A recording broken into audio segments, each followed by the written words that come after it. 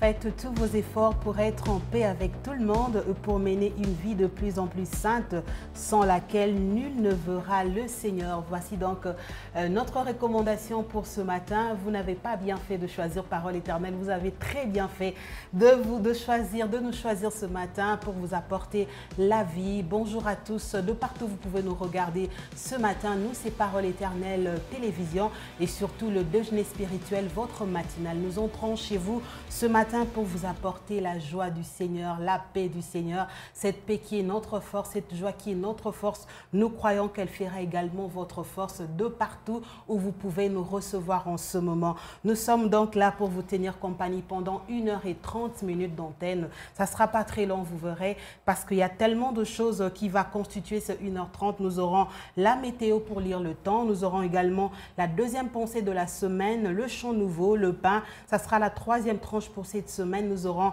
certainement un jour heureux pour de personnes qui célèbrent, qui fêtent leur anniversaire aujourd'hui. Et nous terminerons en rappelant le programme et les versets que nous sommes en train de lire déjà depuis ce minuit. Nous sommes dans la joie de vous retrouver. Quand je dis nous, c'est la grande équipe du déjeuner spirituel qui entre chez vous grâce à l'appui technique de Benj BM et de Ray Tambelous. Le duo nous permet d'entrer chez vous et dans ce studio, dans ce plateau du déjeuner spirituel, la même équipe fidèle, et nous voyons que Dieu a restauré encore, ceux qui m'accompagnent, et ils sont encore là ce matin pour nous tenir compagnie, pour vous tenir compagnie dans la joie du Seigneur. Je veux donc recevoir Papa David, notre invité de la semaine. Bonjour Papa David. Bonjour, bonjour madame. Vous allez très bien. Très bien par la grâce de Dieu. Amen, amen. Nous lui disons merci pour le souffle de vie qui nous a renouvelé ce matin. Que l'honneur et la gloire lui reviennent à lui seul. Amen. Vous êtes prêts pour démarrer la journée? Bien sûr. D'accord. Et donc la sœur Pamela aussi nous a rejoint. Elle est là. Elle fait partie de l'équipe du déjeuner spirituel cette semaine. Bonjour sœur Pamela. Bonjour sœur Charlène. Vous allez bien? Ça va, le Seigneur fait grâce. Je crois que quelqu'un risquera de confondre, croira que c'est sentier pur ce matin. Heureusement qu'il y a le logo du déjeuner spirituel. Heureusement, nous bénissons le Seigneur pour le privilège et la grâce qu'il nous a donné d'être là ce matin. Puisque le Seigneur nous donne le privilège et la grâce de commencer cette table, ce déjeuner spirituel, nous allons donc rendre grâce au Seigneur. Nous allons prier avec vous, Papa David. Seigneur notre Dieu, nous te rendons honneur, louange, magnificence à toi et à toi seul. Tu es notre Dieu, tu nous aimes. Ton amour n'a pas de limites. L'apôtre Paul pouvait dire que l'amour de Dieu est si profond, si large, si élevé. Cet amour que nous ne pouvons jamais comparer par rapport au bien, par rapport à ce que nous vivons dans ce monde. C'est un amour immense. Tu l'as renouvelé envers nous en nous donnant le souffle de vie, en nous octroyant, Seigneur, l'être et les mouvements. Nous ne les méritons pas, mais c'est une grâce. Voilà, humblement, Seigneur, nous venons te dire merci et te recommander ce 3e numéro de la semaine du déjeuner spirituel. Tu soutiens la présentatrice et la co-présentatrice. Tu te souviens également de moi qui suis l'invité. Yahweh, nous te recommandons nos bien-aimés qui sont dans la partie cachée. Souviens-toi de chacun d'eux selon son rôle. Seigneur, que tu répandes ta grâce sur nous.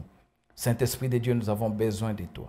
Ce que nous allons dire pour que ça affecte des vies, pour que ça amène la vie, pour que ça transforme l'environnement, il faut qu'il y ait ta touche. Voilà pourquoi nous déclarons dans le nom puissant de Jésus que tu es là parmi nous et que tu es là pour affecter tous nos téléspectateurs de partout à travers le monde, tous ceux-là qui nous suivent. Nous prions, Seigneur notre Dieu, même ceux qui nous suivront en rediffusion. Seigneur notre Dieu, même ceux qui nous suivront en différé. Nous prions, ô Dieu, que l'Esprit de Dieu les touche, les transforme, que les âmes soient gagnées. Seigneur, que les âmes soient affermies, mais qu'il y ait aussi des miracles, qu'il y ait la délivrance qui va s'opérer dans la vie de plusieurs. Bénis ces moments. Saint-Esprit de Dieu, sois le maître qui soit au contrôle du début jusqu'à la fin de ces instants. Nous avons ce prié au nom de Jésus. Amen. Amen, amen.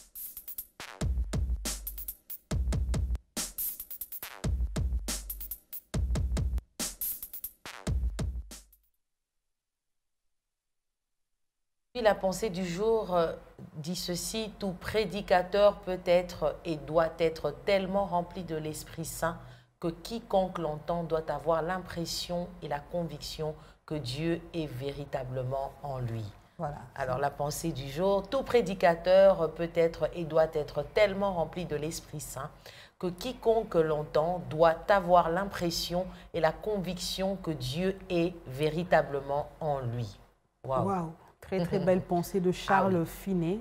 Charles Finet nous offre cette pensée. Elle est tellement longue qu'on n'a pas pu mettre les noms de l'auteur, mais heureusement que nous sommes là pour en parler. Charles Finet nous propose cette pensée ce matin. Papa David, au regard de la pensée directement, je suis en train de me dire, excusez-moi de vous attaquer directement, je suis en train de dire, mais on a l'impression qu'en lisant cette pensée, Charles Finet était en train d'exclure les Saint-Esprit pour les autres fidèles. On dirait que les Saint-Esprit doit seulement être pour le prédicateur. Non, nous ici, autres qui nous prêchons. Ici, madame, on est dans les domaines de celui qu'on appelle le domaine de l'homilétique. Ok. Donc, c'est de la théologie pratique. Ah, d'accord. N'est-ce pas? J'allais déjà poser la question, c'est quoi? Voilà. Donc, on est dans la théologie pratique. Okay. Les faire.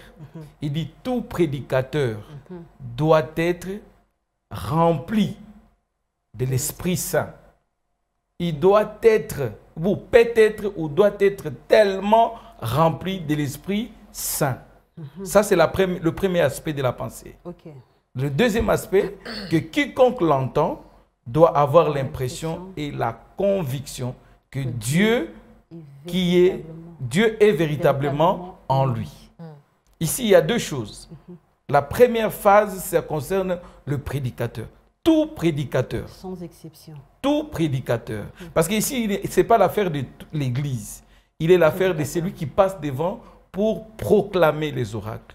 L'homilétique, c'est l'art de prêcher. Okay. L'art de communiquer des vérités bibliques.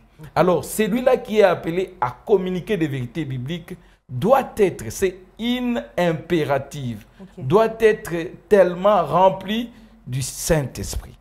Parce que sans le Saint-Esprit, mais vous passerez devant, les gens se rendront compte que vous êtes en train de narrer une histoire. Ouf. Oui.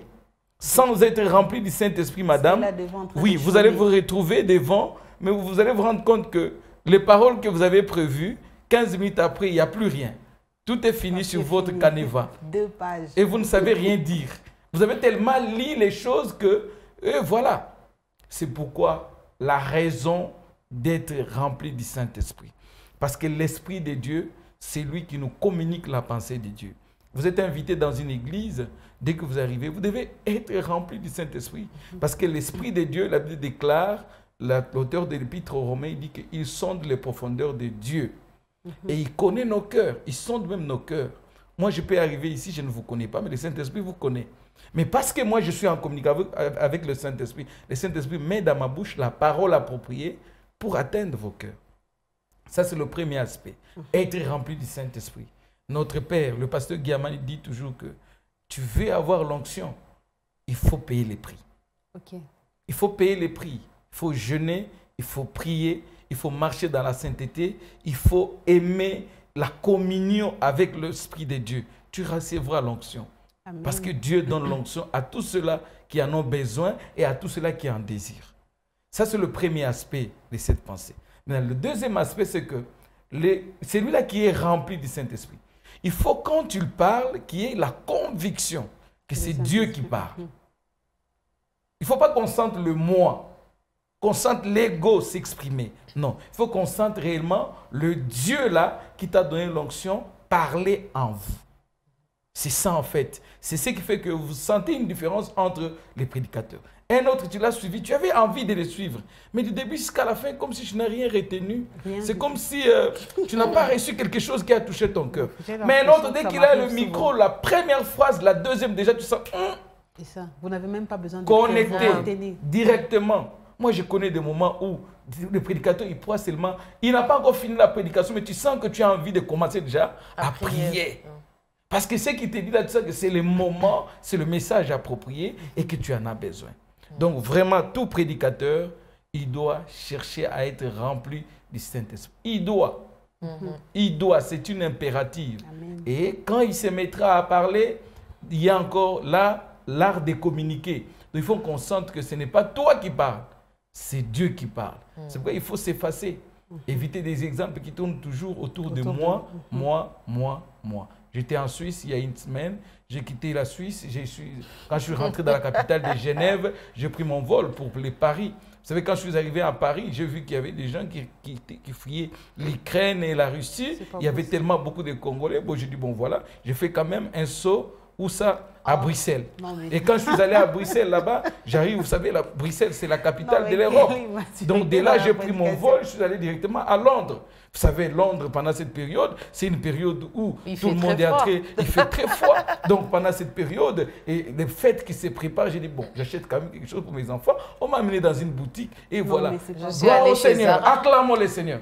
Qu'est-ce que tu nous as dit, homme de Dieu? Wow. Qu'est-ce que tu nous as dit? Communique-nous la pensée de Dieu. Il faut que les gens, quand ils vont t'entendre parler, qu'ils sentent que c'est Dieu qui est en train de parler. Ce n'est pas toi. Disons comme Jean-Baptiste, il faut qu'il croisse et que je diminue. Donc je suis un instrument, le Seigneur m'a donné la pensée, le Seigneur m'utilise, mais il faut que je me fasse et que le Seigneur apparaisse, parce qu'il n'y a que lui qui peut faire quelque chose. Les gens sont venus remplis de la soif de rencontrer Jésus. Les gens sont venus avec des problèmes. Les gens sont venus avec des situations compliquées. Ils veulent rencontrer je suis. Montre-leur je suis. Communique-leur la pensée de je suis. Et le reste, le Saint-Esprit va s'en charger. Waouh, waouh. C'est vraiment intéressant. Hein? Oui, c'est vraiment intéressant. Mais le plus intéressant, c'est que la personne qui a donné cette pensée s'appelle Charles Finney. C'est un bon prédicateur. C'est quelqu'un qui était vraiment ancré dans les choses de Dieu. Il avait une bonne relation avec le Seigneur. C'était une relation de père et fils. Donc, il cherchait la face de Dieu. Il était dans l'intimité avec le Seigneur. Alors, s'il dit ça, non seulement c'est par expérience, mais aussi c'est parce qu'il a lu ce verset dans la Bible qui dit « c'est de l'abondance du cœur que la bouche parle ». Alors, qu'est-ce qu'il y a à l'intérieur de nous? Hein? La Bible aussi dit, est tellement équilibrée qu'on ne donne que ce qu'on a. Amen. Alors, si on a le Saint-Esprit, eh ben, facilement, on arrivera à communiquer aussi le Saint-Esprit aux personnes qui sont en train de nous suivre. Du reste, ce n'est pas nous qui parlions, mais c'est le Saint-Esprit qui parle au travers de nous. C'est le Saint-Esprit qui nous permet de communiquer la pensée et de toucher, puisque la Bible dit que c'est le Saint-Esprit qui convainc les cœurs. Wow. C'est le Saint-Esprit qui convainc les cœurs. Alors, je vais terminer en donnant cette histoire. Un jour, j'avais décidé de commencer à exhorter, mettre des pensées sur Facebook. Et puis, j'ai dit, Seigneur, mais les gens ne disent pas Amen, il n'y a pas de like. Mais pourquoi les gens n'aiment pas? Et puis, le Seigneur m'a convaincu. Il me disait, écoute, celui qui touche les cœurs, c'est moi. Et toi, tout ce que tu as à faire, c'est écrire. Ce que tu écris, ça ne vient pas de toi, mais c'est une inspiration que je t'ai donnée. Et après, les gens ont commencé à me donner des témoignages. Non, on voit ce que tu es en train d'écrire. En tout cas, ça nous bénit. Pourquoi? Parce que le Saint-Esprit a touché les cœurs de ces personnes. Amen. Et on a mis la place du Saint-Esprit au-devant de ce qu'on est en train de faire. Papa David, avant de conclure avec la pensée, on vous entend parler, alors qu'on parle que du Saint-Esprit, est-ce que c'est une façon de dire aussi qu'un prédicateur, lorsqu'il se présente devant un auditoire, il ne doit pas amener quelque chose, il doit se laisser guider par le Saint-Esprit? Je veux dire, il ne doit pas préparer la matière parce que sinon, il sera en dehors de la mission. C'est parce que vous pouvez parler du pardon et vous arrivez là, le Saint-Esprit vous demande de parler de l'amour. Est-ce que ça veut dire qu'il ne faut rien préparer lorsque nous nous présentons devant un auditoire? Lorsque les prédicateurs, parce que moi je ne suis pas prédicateur, lorsque vous vous présentez devant un auditoire, il ne faudrait pas vous préparer, il faut vous laisser simplement guider par le Saint-Esprit. Au début de cette intervention, j'avais dit qu'il est question de l'homilétique. Donc la théologie pratique. L'homilétique, c'est un cours, c'est un domaine de la théologie. La théologie pratique, vous voulez dire, c'est un domaine de la théologie, et l'homilétique, c'est l'un des cours de la théologie pratique. C'est-à-dire qu'on apprend. Et puis après, la prédication, c'est un art, mais c'est aussi un don. Vous voyez, n'est-ce pas? Il faut savoir les deux aspects de la prédication. La prédication, c'est un art, mais aussi un don. La prédication, c'est un don par le fait que c'est le Saint-Esprit qui vous inspire. Il y a la partie spirituelle, que le Saint-Esprit communique la pensée. C'est là où je vous rejoins. Je viens comme ça. Je dois prier bien avant. Il y a une préparation qui est lointaine et une préparation immédiate dans la prédication. Donc, je me suis préparé bien avant. Je peux entrer en retraite, tout comme je vais passer une nuit en prière pour préparer seulement cette prédication, que Dieu mette dans mon cœur la pensée. Vous voyez, n'est-ce pas? Et quand Dieu me communique sa pensée, je dois l'écrire, maman. Il y a ce qu'on appelle le canevas. Je dois préparer l'introduction de cette prédication. Qu'est-ce que je vais développer, les applications, les exemples, mais je dois aussi faire la conclusion de ces messages. Ça, c'est les côtés art. Maintenant, les côtés don. Il peut t'arriver, en tout cas, moi, ça m'est arrivé déjà plus d'une fois. J'arrive dans une assemblée, ce que j'ai prévu, le Saint-Esprit me convainc de changer le message. Et là, maman, si vous êtes sensible à la voix du Saint-Esprit, sachez que le Saint-Esprit même vous prendra en charge. Amen. Il vous prendra en charge et même si tu n'avais pas préparé, il prendra les soins que les quelques mots que tu vas dire, que ça puisse affecter le cœur. Parce que lui a vu le besoin dans le public. Il a vu le besoin dans la salle. Il a dit non, non, non, non, non. Ce que tu avais prévu là, c'est vrai. Mais ici, je pense qu'il faut faire ça, faire ça, faire ça. Ça m'est arrivé déjà plus d'une fois. Mais il faut être sensible à la voix du Saint-Esprit. Que tu saches que ce n'est pas tes pensées, c'est l'Esprit de Dieu qui te convainc. Il y a un prédicateur qui nous avait rendu son témoignage. Il dit, il a prêché un message dans une église de Lubumbashi. Le même jour, il devait prêcher à 2 endroits. Dans son église, il a prêché ce message, c'était puissant. Il a lancé l'appel, presque toute l'église. On a prié, c'était un message. Il part dans une autre église, il dit, ah, c'était fort là-bas. Je prêche le même message. L'assemblée était calme. Du début jusqu'à la fin du message. Il est rentré, il était très inquiet. Qu'est-ce qui se passe? Il dit, mais qu'est-ce qui se passe? Donc, ce n'est pas parce que ce message dans l'assemblée a donné un feedback positif que tu dois prendre le même message, l'amener dans l'assemblée B. Parce que les besoins sont différents. Si vous êtes sensible à la voix du Saint-Esprit, vous vous rendrez bel et bien compte que Dieu va te donner un message approprié. Donc, ça peut arriver. Tu as prévu. Il ne faut pas dire j'y vais. Je vais me préparer sur place. Non. J'ai prévu autre chose. J'arrive, je change par rapport aux besoins. Mais la prédication doit se préparer. On ne doit pas venir à la chair sans rien prévoir. Non. Vous devez préparer, vous devez tout arranger parce que le Saint-Esprit est avec nous aussi dans la préparation. Amen, amen. C'est la pensée que nous a offert ce matin Charles Finet. Nous avons tiré tellement de leçons à travers cette pensée de Charles Finet. Nous allons passer à l'expression, mais avant d'y aller, nous retrouvons 2 messages. Bonjour la chaîne de chrétiens, bonjour chez vous. Parole éternelle, le message n'a pas été signé, mais il y a un autre message. Bonjour, quand veut dire couper les cheveux en 4? C'est le frère Justin à Kassapa présent. Donc c'est l'expression d'hier, certainement, le frère n'avait pas bien compris. On va prendre l'expression et on va essayer d'expliquer aussi l'expression d'hier. Nous prenons d'abord l'expression d'aujourd'hui.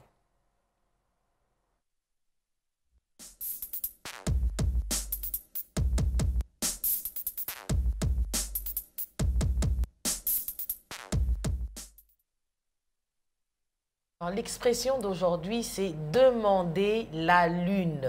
Demander la lune qui veut simplement dire réclamer quelque chose.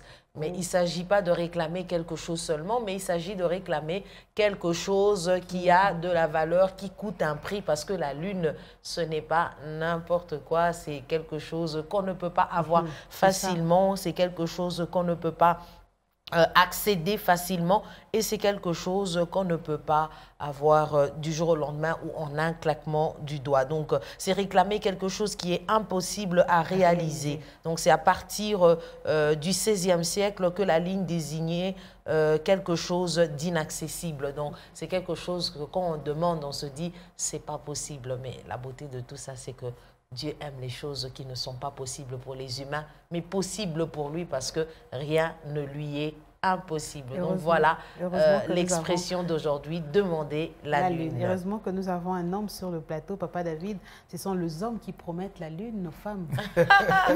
Ah oui, non, on entend ça souvent. Je vais t'apporter la lune. Oh là là. Bon, là c'est... On est dans un autre domaine. Okay. On est dans un autre domaine, c'est le domaine des amoureux qui se promettent des fois des choses. Un autre avait dit, mais demande tout un royaume, je vais te les donner. Est-ce que toi tu es un roi? C'est ça le problème. Est-ce que tu as déjà vu un roi donner son royaume? Finalement, s'il donne le royaume, mais il va régner sur quoi? Non, il règne bon, en tant ce sont des choses qui se disent, vous voyez l'homme pour prouver qu'il est vraiment dans la joie et il veut aller dans les extrêmes. Et ça, c'est érotique. C'est comme ça qu'on appelle cet amour-là, Eros. Donc c'est pas un amour vrai. Hein. C'est pas un amour vrai. C'est pas un amour vrai. C'est le sentimental. C'est le sentimental. Et c'est vrai, les sentiments, quand ça vous touche, la bouche parle. Oh. La bouche parle et quand la bouche parle, il faut être un homme spirituel pour savoir contrôler sa bouche. Mais Papa David, disons le droit de s'exprimer, n'est-ce pas? Oui, mais c'est dire que je n'ai pas condamné. Nous avons besoin de la lune. Je n'ai pas condamné, mais je pense qu'il faut être aussi réaliste. Oui. Mais là, nous rentrons dans notre camp, nous qui sommes enfants de Dieu. Un enfant de Dieu ne peut pas demander et promettre la lune. Ok. Non, mais par la foi, par exemple, la foi, c'est aussi je vais y arriver, réaliste. madame. Un enfant de Dieu ne peut pas demander, d'abord dans votre camp, la lune, et moi, je ne peux pas promettre la lune. Vous voyez, n'est-ce pas? Parce que nous deux, nous savons que impossible. Parce que c'est un mensonge, en fait. Un mensonge maquillé, on va chercher à se justifier. Non, voilà, en fait, je voulais tout simplement lui dire que tout ce que tu peux, je peux faire pour toi, je suis à mesure de le faire. Mais au finish, nous nous rendons bien compte qu'il a des limites. Vous voyez, n'est-ce pas? La sœur Pamela a bien dit, il n'y a que Dieu qui n'a pas de limites. Dieu, s'il vous promet qu'il va vous donner la lune, il va vous la donner. Sans hésiter. Vous voyez, n'est-ce pas? Ce qu'il promet, il les réalise. Mais nous, les humains, nous sommes limités. Même si je te dis, non, aujourd'hui, je vais t'amener le plat de l'Afrique du Sud, je vais faire un aller-retour. Il faut que j'ai un jet privé et que j'ai un visa. Parce que le vol ne dépend pas de... Voilà, un visa multiple entrée pour ne pas aller à l'ambassade chercher les visas. Je ne suis pas sud-africain. Pour aller descendre de l'aéroport, je trouve un véhicule, je vais, j'achète, je viens, je monte, je viens, je te donne. Sinon, dans les cas contraires, c'est impossible, humainement parlant. Donc, je pense que demander la lune, maintenant là, nous quittons, ça c'était l'essence propre. Maintenant, dans les sens figurés, demander la lune, c'est demander quelque chose qui est impossible à réaliser par rapport à nos moyens. Vous voyez, n'est-ce pas? Un enfant qui demande à son père, papa, achète-moi un avion. Vous voyez, n'est-ce pas? On jouait peut-être. Pour un enfant, il a la foi que papa peut acheter un avion, venir avec. Mais papa sait que c'est impossible à réaliser, comme la sœur disait, par les claquements de doigts comme ça. Non. Donc c'est pourquoi nous devons savoir qu'un enfant de Dieu ne peut pas demander la lune. Et un enfant de Dieu ne peut pas aussi promettre la lune. Donc nous encourageons le frère. Dans tout le cas, le frère fiancé et les sœurs fiancées. Promettez des choses, vous êtes à mesure de réaliser. Là, on s'adresse à tous les célibataires. Hein. Oui, là je commence par eux. Parce que c'est là où il y a la folie. N'est-ce pas? C'est là où il y a la folie. Ta sœur, elle était tellement belle. Il est tombé amoureux de la sœur. Et les jours où la sœur lui dit oui, maintenant il commence à promettre des choses. Non, soyez vrai, soyez réaliste. Frères, célibataires, promettez des choses que vous pouvez faire. Tu es encore étudiant, tu es sous tutelle. Tu sais que tu n'es pas à mesure de lui acheter un téléphone iPhone. Tu n'es pas à mesure d'acheter un téléphone Samsung, je ne sais pas moi combien. Ne promettez pas. Promets ce que tu peux réaliser. Non, je peux t'amener dans un resto de la place, on partage Par exemple, un plat. Dans ça, un tu peux le faire. Parce que tu peux faire tes économies de ton transport à la fin du mois et tu l'amènes. Et tu l'amènes au takeaway. Toi, tu l'amènes. Elle mange pas, elle mange. Lui, non, moi, je suis à jeun. On se sacrifie. Hein? Moi, je suis à jeun. Bon, voilà. Mais tu sais que, bon, en fait, les budgets, ça n'a pas suffi. Ou bien, non, mon ventre me dérange, je ne sais pas moi quoi. Mais en réalité, donc, promettez des choses que vous pouvez faire. Un enfant de Dieu ne ment pas. Évitez le mensonge. Dieu condamne le mensonge. Dieu est contre le mensonge. Maintenant, pour les mariés aussi, papa, maman, tu as été saisi par l'effervescence de l'amour. Maman ne promet pas à papa ce que tu ne sauras pas faire. Papa non plus ne promet pas à maman ce que tu ne sais pas faire. Je vais donner un exemple de chez moi. Je sais toujours que on avait un problème d'électricité. Pendant un temps, on avait changé de ligne, on est parti sur une autre ligne qui était permanente mais faible. Alors cette ligne-là, quand elle vient, il fallait un stabilisateur. Les stabilisateurs que nous avions au salon pour l'écran, ce n'était pas un stabilisateur élévateur. Vous voyez, n'est-ce pas? C'était seulement un stabilisateur simple. Alors je disais à mon épouse, il faut un stabilisateur élévateur. Les enfants souffrent. Pendant la période où les enfants étaient à la maison à l'époque. Stabilisateur, 3e jour, papa, je suis fatigué. d'entendre. Que vous amènerez les Je suis fatigué d'entendre cette phrase-là. Parce qu'à chaque fois que je voyais, j'exprimais les besoins.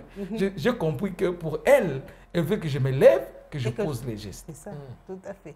Et Dieu m'a fait grâce. À la fin de la semaine, je suis allé, j'ai acheté un stabilisateur élévateur. Je suis venu, j'ai mis. Et quand j'ai mis là-bas, elle n'a plus parlé. C'est ça. Vous voyez, n'est-ce pas? Donc c'est pourquoi ne promettons pas des choses que nous savons que nous ne serons pas en mesure de réaliser. Wow. Disons des choses que nous saurons réaliser. Et en tant qu'enfant de Dieu, toutefois des promesses non réalisées, ça ternit l'image. Ça va vous affecter et les gens diront, lui c'est comme ça. Même ta femme sait que lui, quand il dit, il ne fait ne pas. réalise pas. Hein, il ne peut pas dire non, il a dit, il a fait. Dangereux. Non, non, non, non. Lui, quand il promet, c'est toujours comme ça. C'est aujourd'hui, demain, demain, demain. Et ce n'est pas propre. Ce sont des personnes qui savent accompagner leurs paroles de leurs actes. Tu as pris un engagement, excusez-moi de m'étendre là-dessus, tu as pris aussi un engagement, tu as pris quelque chose à crédit. Ne promets pas la lune. Non. Ne promets pas la lune. Tu sais très bien que c'est au-delà de ton budget. Ne prends pas. Ma soeur, mon frère, ne prends pas. Prends quelque chose, tu seras en mesure d'honorer ou de payer. Ainsi, tu seras un monsieur respectable, une dame respectée. Voilà, c'est l'expression du jour. Si on peut revenir sur l'expression d'hier, couper les cheveux en 4 pour répondre à la question de frère Justin. Est-ce qu'on se rappelle encore de l'expression d'hier? Oui, bien sûr. L'expression qui a fait des ravages hier, couper les cheveux en 4, c'est simplement donner les détails. Trop de détails d'ailleurs sur ce qu'on est en train de dire. Et c'est quelque chose qu'on demande aux gens de ne pas faire. Hein. Éviter de donner trop de détails. Parce qu'à force de donner trop de détails, vous faites ce que on dit, hein, vous manquez de discrétion. Voilà, c'est l'expression, l'explication de l'expression couper les cheveux en 4 qui veut dire donner trop de détails. Frère Justin, depuis Kassapa prison, nous osons croire que vous avez reçu l'explication de cette expression. Nous partons pour découvrir un autre morceau du pain et donc cette fois-ci, ça ne sera pas celui qui promet la lune sans réaliser. Notre Dieu, quand il promet, il est en mesure de réaliser. C'est Christ qui est notre Pâque. La 3e tranche pour cette semaine, nous découvrons le pain.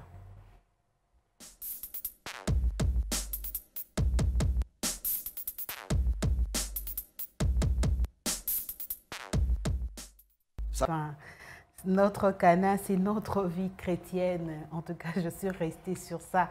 Je suis restée sur ça, Papa David. Mais avant de vous prendre, on va prendre ce message que nous a laissé un téléspectateur ce matin. Shalom, la grande équipe, juste marqué ma présence. Je profite de l'occasion pour saluer Papa David. Nous sommes là ce matin pour suivre ce programme. Frère Christophe, depuis Kipouchi. Et donc, vos salutations, Papa David. C'est de la part du frère Christophe. Nous rentrons au pain du jour, le pain qui amène tellement de questions, tellement de questions. Je sais que ça ne sera pas seulement pour moi, mais pour tous ceux qui nous regardent aussi ce matin. Christ, notre Pâque, mais il y a d'autres vérités que nous venons de découvrir dans ce pain, si on peut déjà aborder ce pain. Merci, Madame. Christ, notre Pâque. J'ai aimé beaucoup comment le pasteur a abordé les choses. Nous voulons saluer aussi le frère qui nous a écrit l'équipe Pouchi. Que le Seigneur vous bénisse. Alors, nous voyons que dans ce message, l'orateur est parti de la présentation de Jean-Baptiste. Dans Jean chapitre 1er, verset 29. Voici l'agneau de Dieu qui ôte le péché du monde. Jésus-Christ, il est le seul qui était sacrifice et sacrificateur.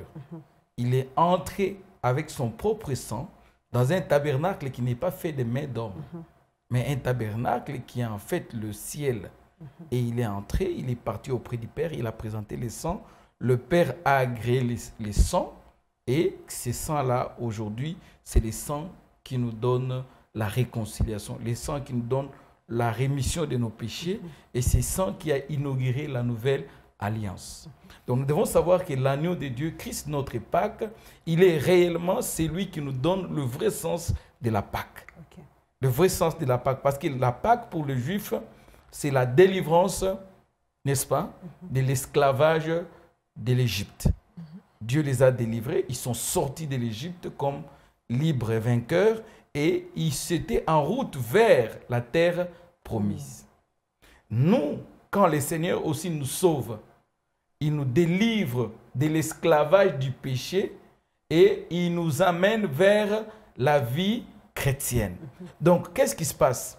Quand le Seigneur dit, il est celui qui nous a transportés par ses propres ailes, du royaume des ténèbres vers le royaume de son admirable lumière. Ça veut dire tout simplement qu'en Jésus-Christ, il y a des choses que nous vivons par le fait que ce sont des choses que Dieu a prévues pour nous. Alors, maintenant, ce qui amène qui suscite beaucoup de questions, c'est ce que l'orateur a dit vers la fin, il dit, bon voilà, Canaan pour nous, enfants de Dieu, ce n'est pas le ciel. En fait, on essaie de faire la comparaison. Canaan, c'était la terre promise, n'est-ce pas? La terre promise par Dieu aux enfants d'Israël. Et quand ils arrivent dans Canaan, Canaan, ce n'était pas, tu as cru, tu entres dans Canaan. Non. Canaan, pour entrer en Canaan, il faut combattre. La première des choses. Les enfants d'Israël devaient combattre pour conquérir. Canaan, ce n'était pas un endroit libre. C'était un territoire habité. Il faut venir chasser les habitants pour hériter. Primo. Segundo, Canaan, quand ils étaient là-bas, ils ont été aussi victimes des attaques des ennemis. Tertio, Canaan, c'est aussi un endroit où les enfants d'Israël, Dieu les a amenés là-bas pour jouir, n'est-ce pas, de la promesse qu'il leur avait donnée, mais Dieu leur avait demandé de marcher selon ses voies.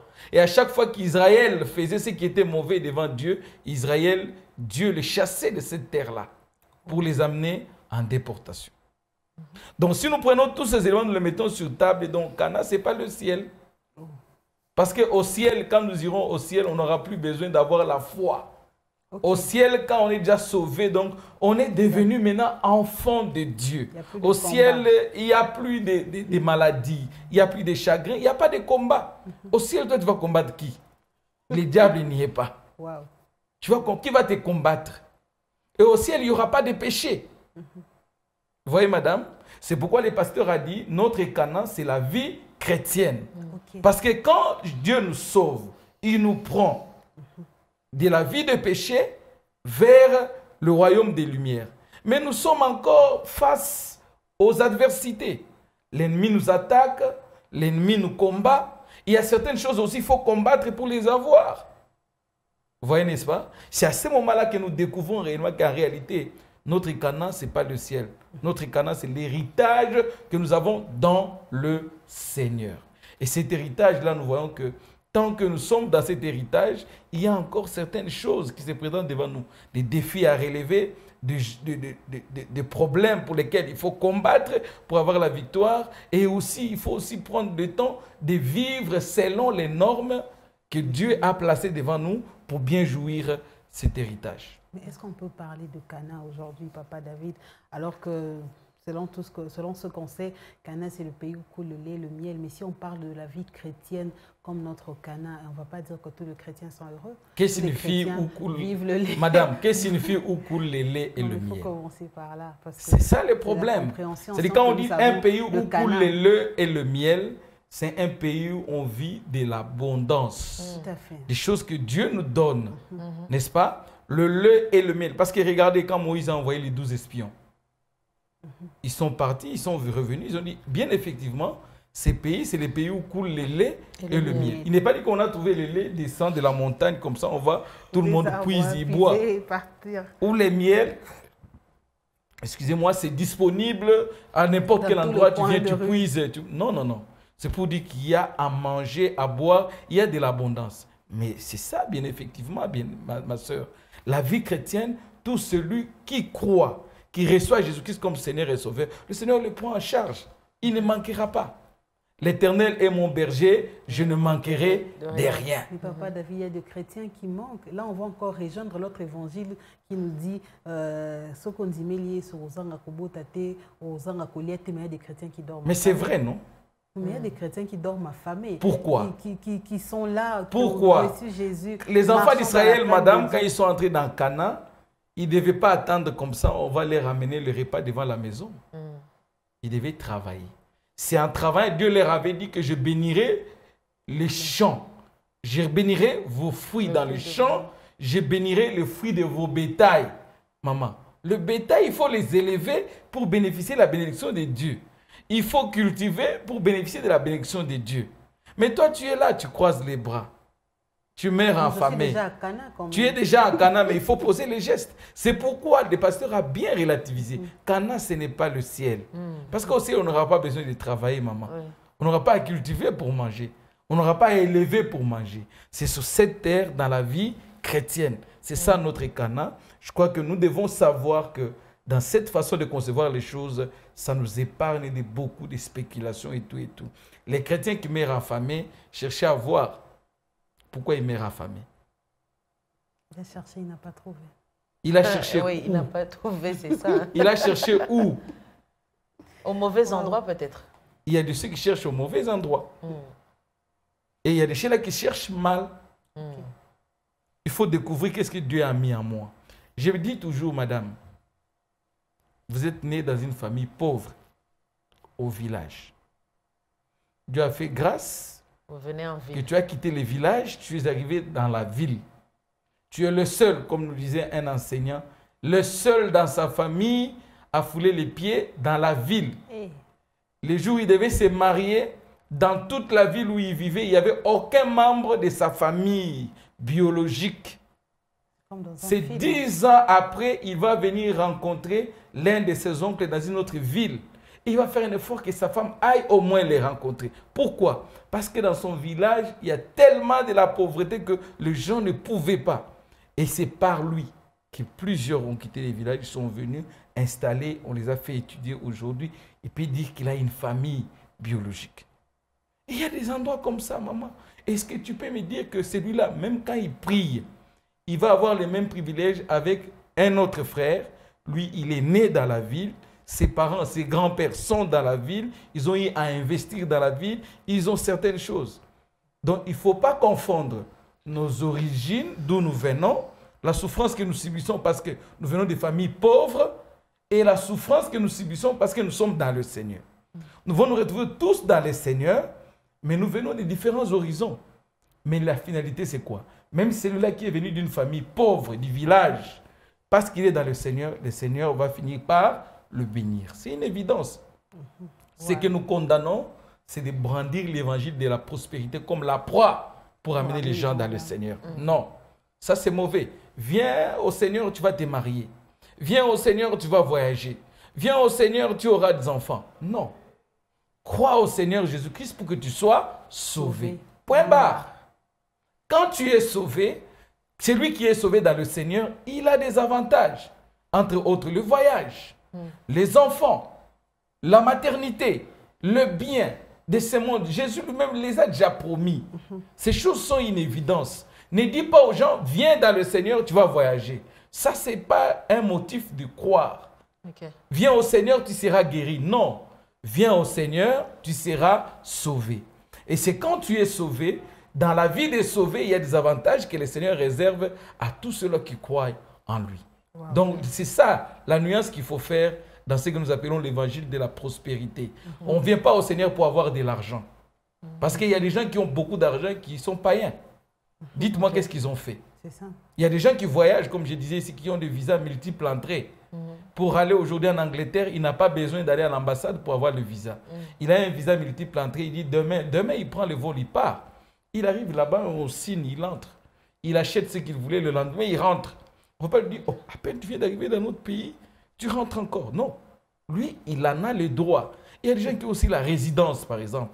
Il y a des gens qui ont certains avantages. Mais ces choses, pour les avoir, tout le monde n'a pas jeûné. Il y a des gens qui le sont eu naturellement. Il est né, il a trouvé, c'était comme ça. Il est né avec une cuillère. Mais alors, ne conditionnons pas la vie chrétienne à ces choses-là. L'apôtre Paul dit, mais si c'est pour cette chair seulement, si c'est pour les manger et les boire, mais nous sommes le plus malheureux du monde. Nous devons savoir que la vie chrétienne, c'est là-bas, high level. La vie chrétienne, c'est meilleur que l'argent, que le boire, que le voyage. La vie chrétienne, c'est là, la vie éternelle.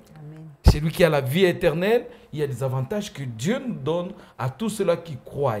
Et ces avantages sont à notre portée. Alors, Papa David, moi j'ai juste une question. Vous avez parlé de Canaan, vous avez expliqué, il faut combattre et toutes ces choses. Alors, qu'est-ce que vous pensez de ce verset qui dit « Celui qui veut me suivre porte sa croix ». Est-ce que ça fait partie du canon? Parce que ce n'est pas facile de porter la croix. C'est quelque chose qui est lourd. Déjà, Jésus, là, ce n'était pas facile pour lui parce qu'il a été flagellé. Mais au final, il a dit « Tout est accompli ». Et il a été notre Pâques. La croix, c'est quoi? La croix, ici, symbolise les souffrances qu'on va endurer en étant dans le Seigneur. Donc, on a l'envers canon. Jésus lui-même a dit, moi qui suis le bois vert, voici ce qu'on m'a fait. On m'a haï. Mais tu peux être rempli de l'onction, mais haï dans ta famille, ma soeur. Qu'est-ce que tu leur as fait? Rien de mauvais, ma soeur. C'est simplement ce qui simplement ce qui est en toi qui pousse qu'on puisse te haïr. C'est ta croix. Accepte de le porter. Tu peux être là, tu vis ta vie paisiblement avec ta famille, le peu que Dieu te donne, tu essaies de mettre, organiser tout ça. Les gens viennent de toi, c'est un orgueilleux. L'orgueil. Vous savez, tout l'orgueil, quand vous arrivez chez lui, et lui, il est là, tout le monde a son assiette. Nous sommes habitués, nous prenons tous dans la même assiette. On dit, tu es orgueilleux. C'est la croix, maman. La vie chrétienne, c'est celle-là. Il faut accepter de porter la croix. Mais attention, nous équilibrons toujours des choses. Il y a des personnes qui portent la croix à la conséquence de leurs actes. Oui, les gens qui ont eu à se méconduire, Dieu leur a donné la grâce. Quand Dieu les a visités, ils ont foulé ça aux pieds. Ils ont fait des choses. Mais ceux-là aussi, c'est leur croix, qu'ils continuent à persévérer, qu'ils acceptent de souffrir. C'est un châtiment. C'est aussi quelque chose qui leur permet de pouvoir tailler leur conduite. Et au moment opportun, Dieu les visitera. Amen. Donc, quand c'est une conséquence due à une mauvaise conduite, il ne faut pas appeler ça comme étant une croix, comme une épreuve qu'on est en train de subir. Non, là c'est autre chose. Donc la croix, nous devons savoir que les choses que nous allons rencontrer dans la marche chrétienne, par le fait que nous sommes enfants de Dieu. Vous voyez, n'est-ce pas? Parce que nous sommes dans ce monde, mais nous ne sommes pas de ce monde. Le Seigneur Jésus-Christ lui dit, si on l'a fait à moi et à vous, mais il dit, tenez ferme, car moi j'ai vaincu. Amen. Vous aussi, je suis avec vous, je ne vous abandonnerai pas. Amen. Donc même quand il y a la croix, il y a le chagrin, il y a les calomnies, il y a les insultes, il y a les accusations gratuites. Les gens viennent t'accuser pour des choses que tu n'as pas fait, qui n'ont ni tête ni queue. Il faut savoir que le Seigneur est avec vous. Amen. Il va combattre pour vous et il va vous défendre. Amen. Amen. Très beau pain, très beau morceau. Vous voulez continuer avec ça, suivez-nous à la rediffusion et sur nos plateformes. Et demain, nous continuons avec le pain. Ça sera comme ça jusqu'au vendredi pour terminer cette tranche. Christ est mort pour nos péchés, mais il est ressuscité pour notre justification. Christ, notre Pâques. C'est le pain du jour.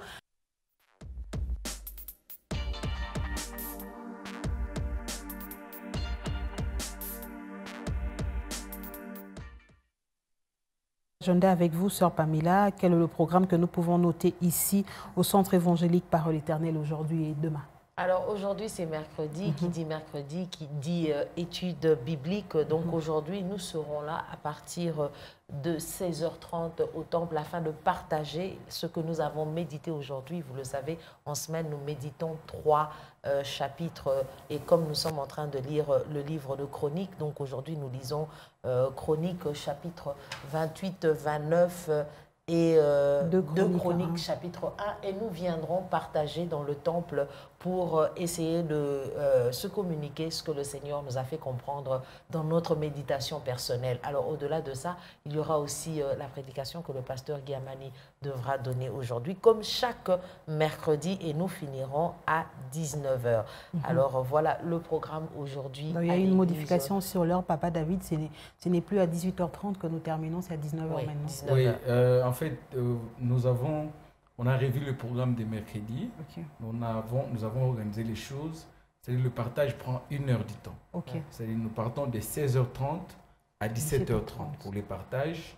Et c'est là en direct de la radio-télévision, Parole éternelle. Et nous avons 30 minutes de louange et adoration. Donc je peux parler de 27 minutes. Parce qu'il y a le temps de la transition pour entrer dans les études bibliques. Donc la chorale est là, bien en place, comme le vendredi. Nous allons louer, adorer le Seigneur pendant 30 minutes et on passe vers ce qu'on appelle les études bibliques. Okay. Les études bibliques, c'est quoi? Ce sont des enseignements systématiques. Comme vous le savez, nous sommes en train de voir cette étude biblique intitulée « Timothée, mon enfant ». Timothée, mon enfant. Et avant la Pâque, le pasteur nous a nourri de très bonnes choses.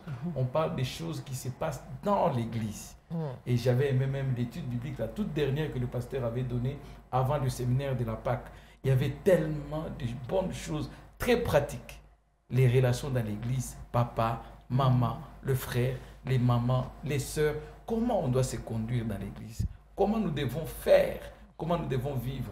Alors donc, nous vous invitons, bien-aimés, si vous avez l'occasion de vous déplacer, venez vivre ça en live. Au Temple de la Parole, nous sommes sur Kassavoubou 119. Mais si vous n'avez pas l'occasion de vous déplacer, suivez, soyez connectés. Ça passe à la télévision, à la radio et sur nos applications. L'application Parole éternelle, c'est simple. Entrez sur Play Store. Tapez seulement Parole éternelle. Vous avez une application qui a le logo de Parole éternelle RTV ou TV. C'est ça. Téléchargez cette application sur votre téléphone Android et dès que vous avez cette application, vous avez les mégas à n'importe quelle heure. Vous pouvez suivre la radio ou la télévision comme vous voulez. Mais nous sommes aussi sur satellite pour ceux qui nous suivent à travers le monde. Nous sommes sur satellite. Nous ne sommes pas sur les bouquets commerciaux que nous avons. Canal Plus ou StarTime, mais nous sommes sur satellite pour ceux qui ont des chaînes fruits qui peuvent déjà nous capter, ils vont nous suivre là-bas, mais aussi vous pouvez nous suivre aussi sur Facebook, c'est en direct, vous tapez seulement La Parole éternelle, donc vous entrez en direct, vous nous suivez. Vous pouvez nous suivre aussi sur YouTube. C'est en direct, vous tapez seulement La Parole éternelle, page officielle, donc vous entrez dedans, vous pouvez suivre les lives de tout ce que nous vous donnons comme nos programmes et vous serez bénis. Et vous pouvez aussi partager avec d'autres personnes les liens.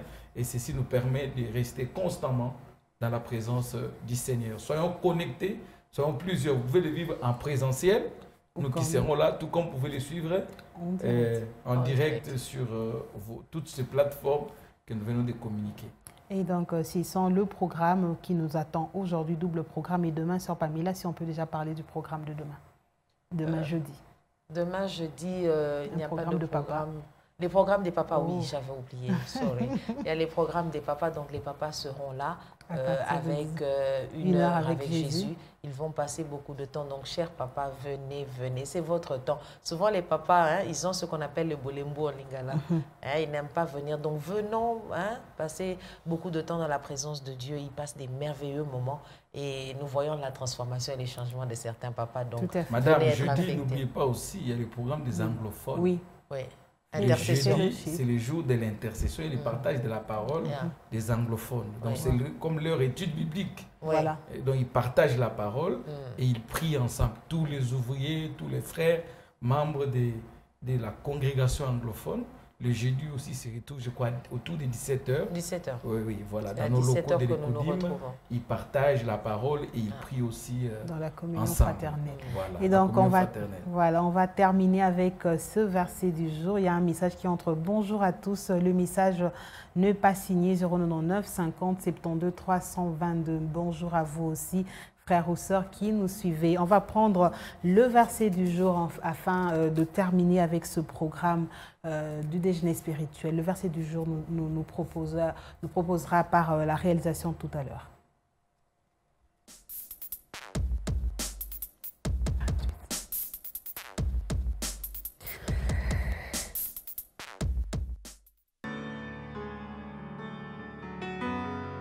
Aujourd'hui, nous sommes dans le livre de 1 Chronique, puisque nous sommes en train de terminer, c'est le dernier chapitre de 1 Chronique. Nous sommes en train de lire 1 Chronique 28-29 et nous commençons 2 Chroniques chapitre 1 aujourd'hui. Et le verset du jour dit ceci: Maintenant, ô notre Dieu, nous te louons et nous te célébrons ton nom, et nous célébrons plutôt ton nom glorieux.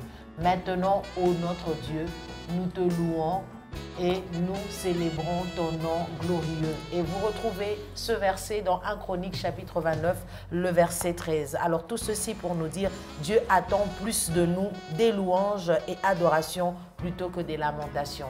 Ne nous lamentons pas. Tout à l'heure, on a parlé de porter sa croix. C'est quelque chose qui peut arriver sur le parcours des enfants de Dieu. Mais soyons des personnes qui n'ont pas les regards tournés vers ce par quoi nous passons, mais ayons le regard tourné vers Jésus. Et ainsi, nous allons élever des louanges et des adorations pour notre Dieu. Amen. C'est le verset du jour. C'était notre série sur le gâteau et nous terminons. Nous avons terminé avec ce programme. Tout est bien qui finit bien. Nous étions très heureux de partager ce moment avec vous, Papa David. Merci pour votre présence et surtout pour l'honneur que vous nous faites chaque matin d'être là. Je vous en prie, madame. Nous bénissons le Seigneur et nous bénissons tous les bien-aimés téléspectateurs qui nous ont suivis. Que la grâce du Seigneur soit à votre partage.